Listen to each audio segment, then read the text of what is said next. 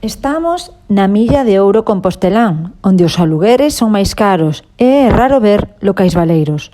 Pero isto non sempre foi así. Esta zona eran as traseiras de Carreira do Conde. Aquí somente había campo e destacaba unha súa construción, a fábrica de gas, que despois pasou tamén a ser de electricidade. Foi de gran importancia na cidade. Estaba nos Agros de Machado e tivo un gran protagonismo na vida dos composteláns, supoñendo toda unha revolución e unha sinal visible da modernidade que tanta falta facía.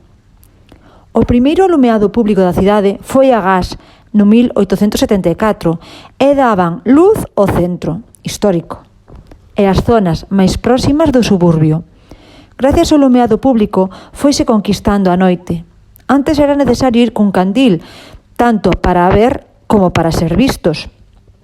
A chegada da electricidade tamén supuxo unha revolución nos hábitos da vida cotiá, a iluminación das habitacións e, sobre todo, os electrodomésticos. Xa vos podedes facer unha idea a revolución que supuxo moito máis que internet. No 1902 chegaría a electricidade e non foi ata finales do 1920 que se integrou na Sociedade Xeral Galega de Electricidade e, por fin, un servicio satisfactorio. Os cortes de luz eran moi frecuentes e as fábricas tiñan que traballar de noite. Os cines proxectaban as películas a cachos e algúns acabaron mercando un xenerador, polo que cando non vían as películas cortadas case non oían polo ruido. As farolas apagábanse de noite. Diso encargábanse os faroleiros cunhas pértigas. Non se saía da casa sen lanterna e en todas as casas había velas. Era moi común facer trampas no contador ou aproveitar que os cables do suministro estaban ao descuberto á altura do primeiro piso para trampear un pouco máis.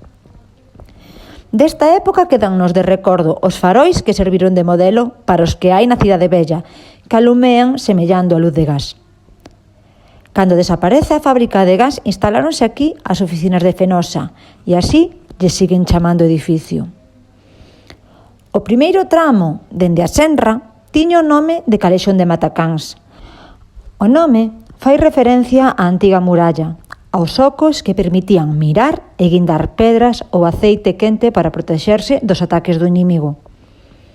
Non foi ata os anos 30 que se abre Xeneral Pardiñas. E se xa falamos da fábrica do gas, non podemos esquecernos da Tintorería España, que estaría ao final da rúa, a que se chegaba por un carreiro que iba a dar a Conxo. No recordo dos veciños están o edificio dos sindicatos e o comercio de bicicletas Honorino. A seguinte parada será o final da rúa.